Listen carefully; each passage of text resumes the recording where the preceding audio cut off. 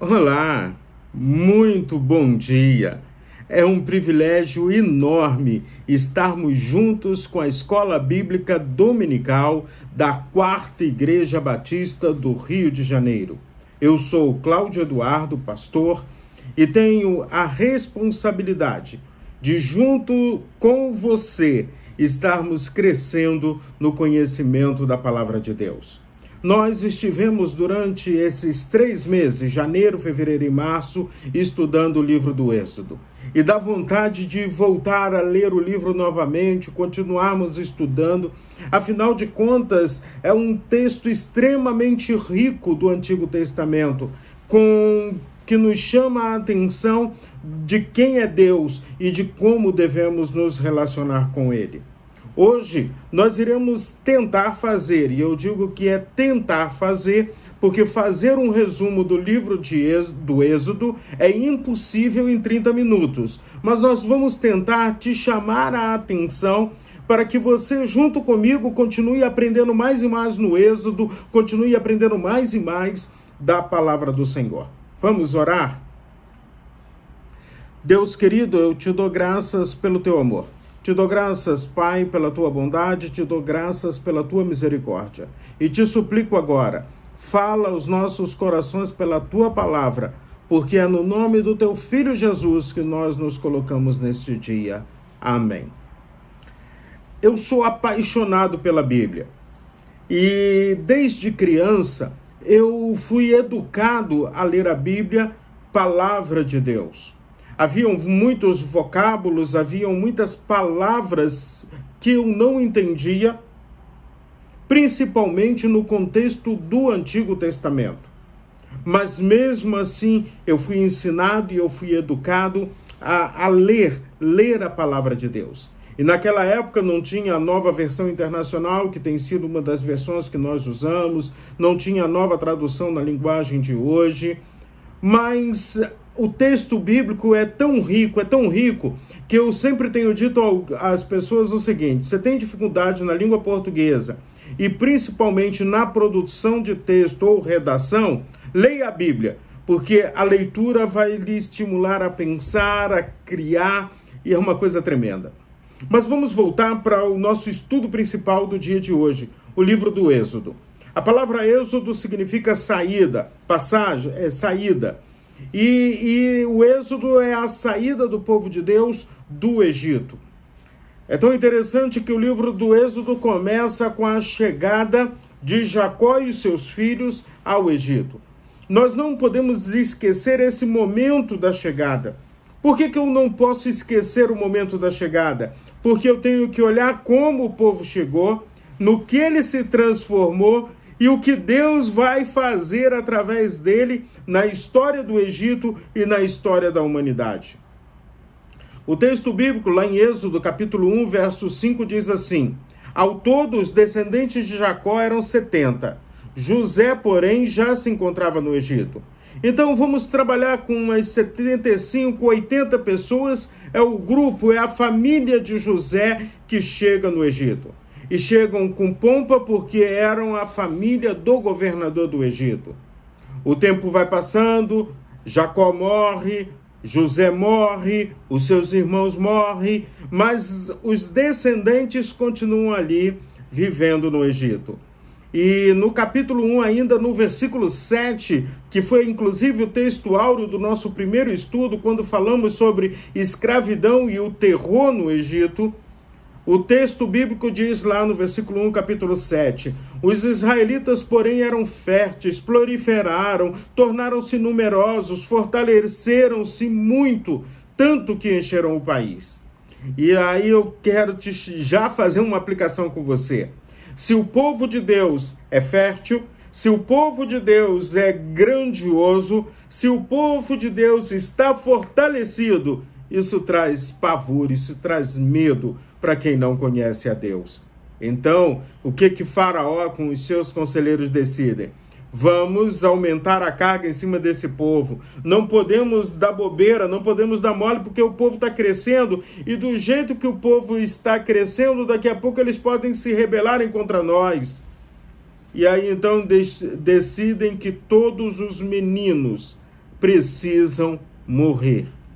Ou seja, as parteiras são orientadas a, quando for menino, joga no rio Nilo. Então nós começamos a ver o tamanho da crueldade, o tamanho da perversidade, o que o poder, ou o senso do poder, junto com o medo, não faz na vida de um líder político. Mas as parteiras não tiveram coragem de fazer isso, e o povo foi crescendo, e aí então diz, inclusive, que como as parteiras não tiveram coragem de fazer isso, Deus foi extremamente bondoso com elas e elas constituíram a sua família. E é tão interessante que nós muitas vezes não percebemos o nome delas. Sifrá e Puá era o nome dessas mulheres, mulheres valorosas, mulheres que decidiram pela vida, mulheres que decidiram enfrentar uma legislação de um governador que era ditatorial, no sentido de dizer: a vida é mais importante do que qualquer outra coisa. E é nesse interim dessa legislação de que menino morre que nasce Moisés. E ele é o filho mais novo. Moisés tem mais 2 irmãos. Moisés tem Miriam, que é a sua irmã mais velha. Moisés tem Arão, que é o seu irmão do meio. E agora nasceu o bebê, nasceu o caçula. E o texto bíblico é tão interessante que diz que a mulher concebeu, deu à luz um filho. E vendo que era formoso, o escondeu por 3 meses. Ou seja, agora eu gostaria de saber qual é a mãe que acha o filho feio, né? Porque criança, todas elas são lindas. São bênçãos de Deus, são presente do Senhor.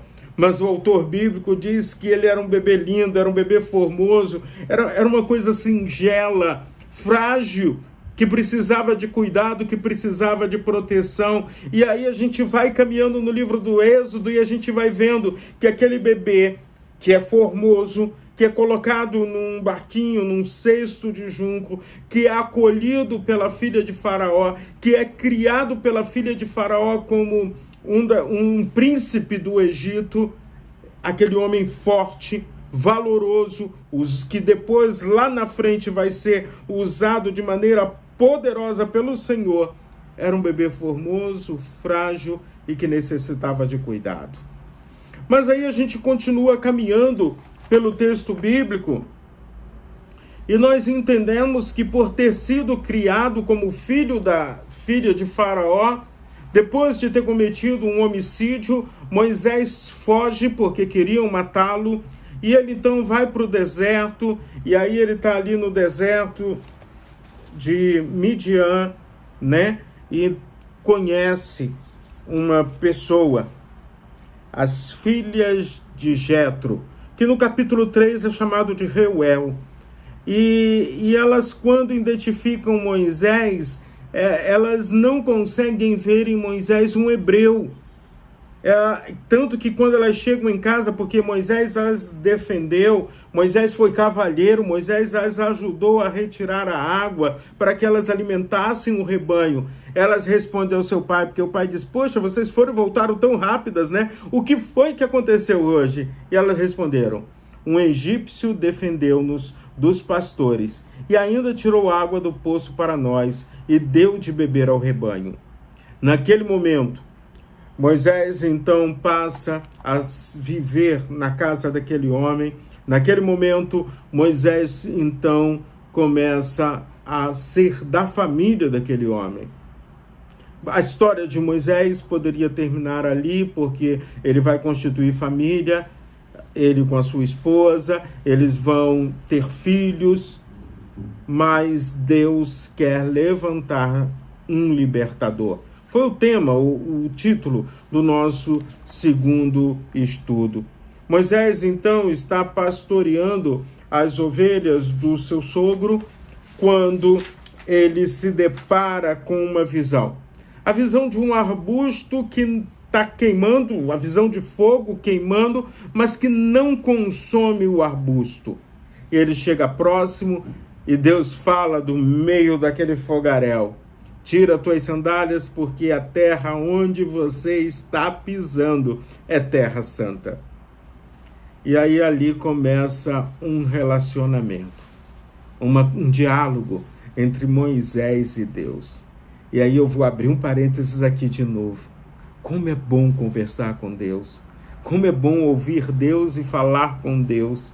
Como é bom discutir com Deus sobre aquilo que Deus quer que a gente faça e a gente muitas vezes não queremos fazer, desejamos fugir disso e no final das contas entendemos que Deus, é Ele quem manda e precisamos confiar plenamente nele.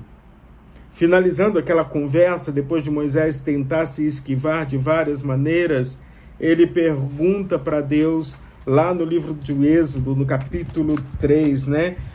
Tá lá no versículo 14, mas Moisés pergunta assim, o que eu vou falar? Como é que eu vou me identificar? Quem é que eu estou representando? Disse Deus a Moisés, eu sou o que sou, e isso é o que você dirá aos israelitas, eu sou, me enviou a vocês. Deus é muito mais do que um nome. Deus é muito mais do que a nossa imaginação. Deus, Ele é. E Ele é aquele que nos acompanha em todas as circunstâncias. No versículo 12, Deus ainda, no capítulo 3, versículo 12, quando Moisés diz, eu sou pequeno para enfrentar o faraó, como é que vai ser essa coisa? Ele diz, eu serei contigo.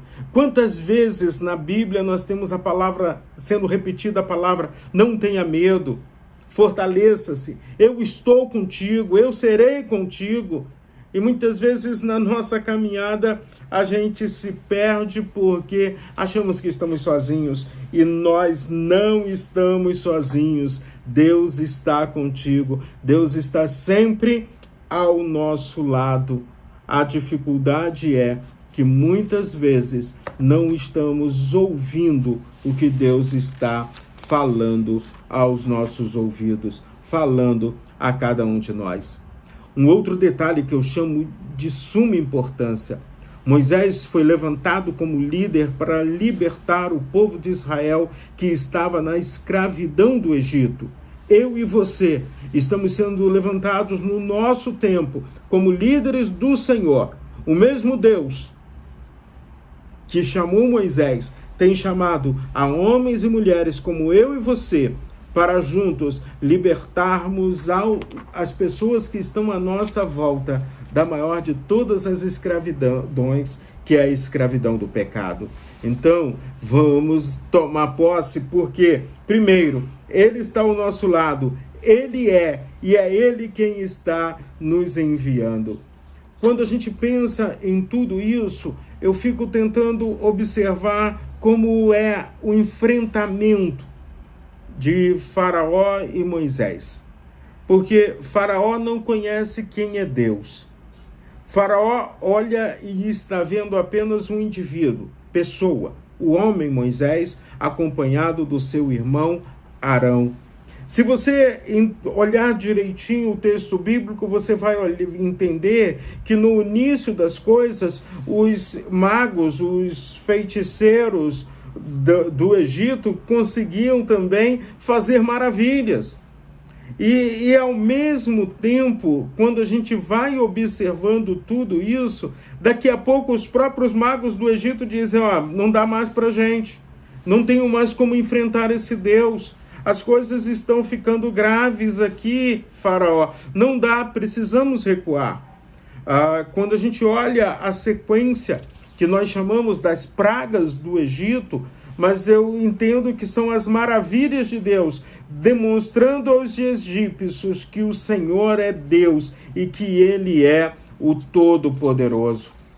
Depois de todo esse momento, depois de toda essa sacudida, depois de todas essas circunstâncias, o próprio povo chega e diz, olha, queremos que esse povo vá embora, não queremos mais conviver com eles, já é muito sofrimento, é muita dor para cada um de nós.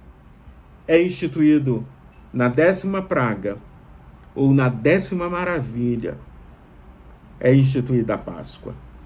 Páscoa que celebramos até os nossos dias. Páscoa que é um memorial, é algo para que você não esqueça de um fato importante que aconteceu na história do seu povo ou na sua história de vida. Quando a gente fala de um memorial, quando a gente fala de um monumento, é para que aquele fato não caia no esquecimento. Então Deus institui a Páscoa para que a saída do Egito, o poder dele sendo demonstrado contra Faraó, contra o Egito, possa ser lembrado em todas as circunstâncias. Ao mesmo tempo, a Páscoa é algo que também significa a proteção de Deus, o cuidado de Deus. E aí eu vou abrir mais um parênteses. Nós que somos povo de Deus não somos melhores nem piores do que ninguém. Deus nos chamou para sermos diferentes. Deus nos chamou para sermos o seu povo. Deus nos chamou para sermos os seus filhos. Na instituição da Páscoa, a gente já começa a observar o sacrifício de Cristo no Calvário. Eu sempre que leio o texto de Abraão, quando ia sacrificar Isaque, ou o texto onde está a instituição da Páscoa, em Êxodo capítulo 2, eu vou lá em João, no Novo Testamento, que ao ver Jesus diz: eis o Cordeiro de Deus que tira o pecado do mundo. Jesus é o Cordeiro de Deus. Mas antes que Jesus chegasse, já havia a visão de que um dia nós teríamos alguém que de uma vez só, para todo sempre, pagaria o preço pelos nossos pecados e nos daria o livre acesso à presença do Pai, à presença de Deus. Então, quando eu venho para a instituição da Páscoa, é um momento de agonia para os egípcios, mas é um momento também de alegria por entender que só Deus pode fazer essas coisas. Só Deus pode trazer libertação, proteção, cuidado e o principal, eu e você podemos falar direto com esse Deus todo-poderoso, o Deus eterno, o Deus maravilhoso. Então, sempre que celebramos a ceia do Senhor, no contexto da igreja local, nós entendemos que é um memorial para não nos esquecermos do sacrifício de Cristo ali no Calvário, para não nos esquecermos que um dia Jesus pagou o preço pelos nossos pecados, sendo pendurado naquela cruz. Aí a gente continua, então, passou aquela madrugada, aquela noite, aquele alvoroço, enquanto os egípcios estavam chorando, o povo de Deus se alegra e começa uma caminhada. E que caminhada, que experiência, uma caminhada que vai durar aproximadamente 40 anos. E aí então, quando eu olho para a saída do Egito, eu vejo que o povo chega de frente ao mar, talvez eles vejam a poeira, né? Porque o grupo de Faraó está atrás. E aí eles reclamam com Moisés, e é muito importante quantos textos bíblicos nós já pregamos, ouvimos mensagem sobre Êxodo capítulo 14, versículo 15. Êxodo 14, verso 15. Disse o Senhor a Moisés: por que clamas a mim? Dize aos filhos de Israel que marchem. Olha só, que coisa linda esse versículo. O povo está ali desesperado, o povo está agoniado, o povo está ali com medo, o povo está angustiado, o mar à frente e o exército de Faraó, a sua retaguarda atrás. E Deus diz: não é hora para ficar parado, é hora de ação, é hora de atitude, vamos em frente, vamos marchar. Eu sempre tenho afirmado que tudo começa na oração. Mas a própria palavra oração, ela traz consigo também ação. Orar e ação. O povo estava clamando, mas eles também precisavam agir. E aí, quando eu vejo a saída do Egito, eu vejo o quanto, muitas vezes, nós temos perdido das bênçãos do Senhor, porque não queremos agir. Esperamos que as coisas caiam do céu. Cai do céu sim. Deus tem falado aos nossos corações, Deus tem proporcionado a sua palavra, Deus tem nos dado saúde, Deus tem mostrado o porquê e o para que estamos aqui. Então, meus irmãos, se você está de frente do mar, o inimigo está vindo na sua retaguarda, clame ao Senhor, mas vamos agir, vamos marchar, porque Ele estará ao seu lado. Do mesmo jeito que o povo de Deus atravessou a pé enxuto o mar. Eu fico tentando imaginar aquelas muralhas de água e o povo passando ali no meio. Aquele misto de alegria, adrenalina lá em cima, e dizendo assim, como Deus é tremendo, como Deus é bom, como Deus é maravilhoso. Você hoje tem um motivo para se alegrar no Senhor? O mar está à frente. O inimigo está te perseguindo, mas Deus está te chamando a marchar. Então, clama, mas vamos marchar. E aí, lá na frente, do outro lado do mar, Moisés escreve um cântico, uma música. E diz assim o capítulo 15 do Cântico de Moisés: Cantarei ao Senhor porque triunfou gloriosamente. Lançou no mar o cavalo e seu cavaleiro. O Senhor é a minha força e o meu cântico. Ele foi por salvação. Este é o meu Deus. Vou repetir. O Senhor é a minha força e o meu cântico. Ele me foi por salvação. Este é o meu Deus. Então, meus irmãos, vamos exaltar ao Senhor. Vamos caminhar com o Senhor, vamos confiar que Deus é tremendo. E aí começamos a caminhar pelo deserto, Deus provê alimentação, Deus provê proteção, Deus provê uma nuvem durante a noite, para que ninguém sofresse o frio do deserto, uma nuvem durante o dia, para que ninguém sofresse a agonia de uma insolação.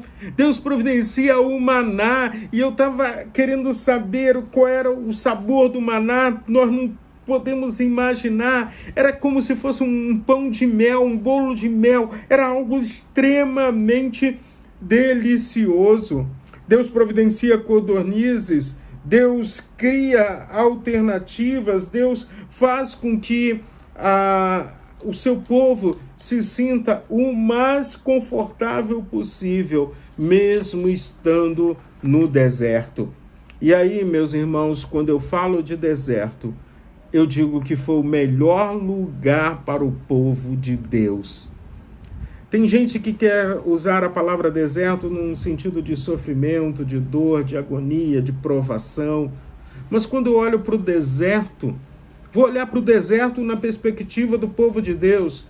Eles tinham o alimento, eles tinham a proteção, eles tinham o cuidado de Deus de forma tremenda. Lá em Deuteronômio, inclusive, nós vamos ler que durante a caminhada do povo no deserto, nem as suas sandálias, nem as suas roupas se gastaram.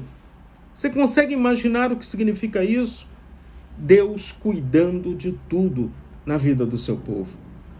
E aí, então, quando a gente vai caminhando ainda, Deus, então, faz uma aliança com o seu povo.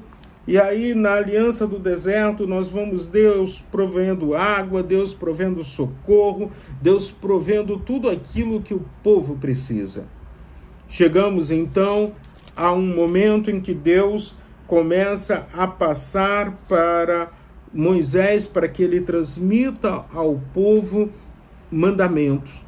Mandamentos que são mandamentos no sentido do povo saber relacionar-se consigo mesmo, com o próximo e principalmente com Deus eterno, o Deus Todo-Poderoso.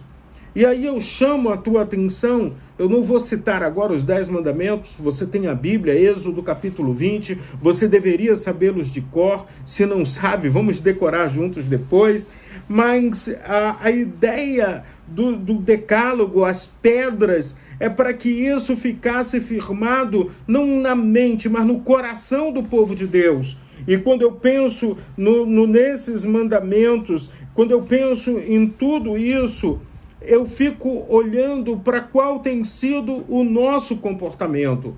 E eu quero enfatizar com vocês apenas o primeiro mandamento: não terás outros deuses diante de mim. Vocês sabem o que significa isso? Deus tem a prioridade.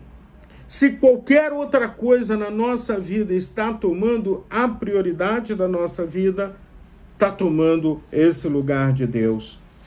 Então, eu quero te chamar a atenção de como está o seu relacionamento com Deus, como é que você tem caminhado com Deus, como é que está a sua ordem de prioridade de vida. Deus precisa ter o primeiro lugar na sua vida. Ele é Senhor. Deus precisa ser o dono das nossas vidas. Ele é o meu dono. E eu tenho que procurar obedecê-lo. O pecado distorceu, mas Jesus Cristo nos resgatou. Então não vamos deixar que outras coisas tomem o lugar de Deus na nossa vida. Continuamos caminhando. E aí então há todo um conjunto de leis que é dado para o povo ali no deserto.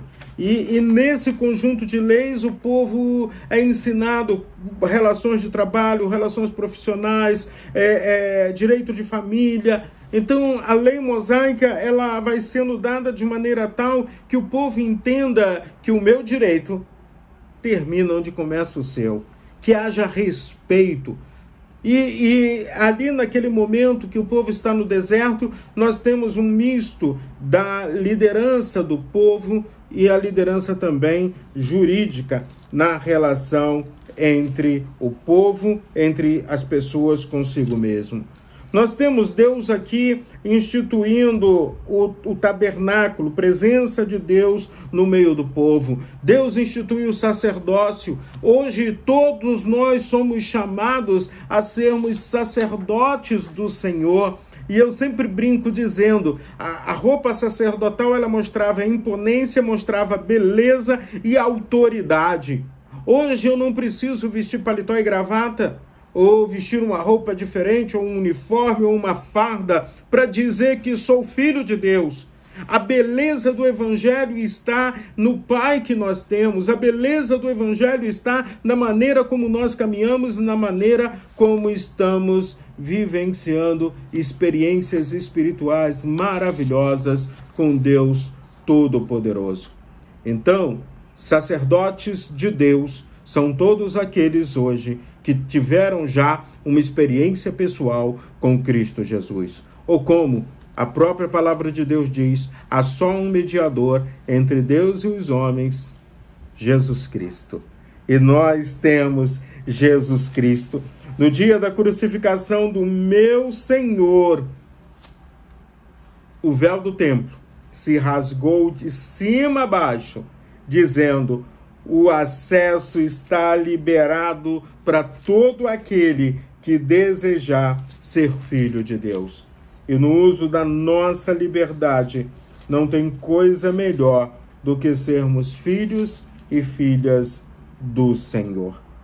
A veste do sacerdote é definida, depois Deus manda levantar o tabernáculo, e toda vez que Moisés entra na tenda da revelação, Deus também desce ali como se fosse uma nuvem. Finalizando, meus irmãos, valeu a pena, pelo menos para mim, durante esse trimestre, estudar o livro do Êxodo.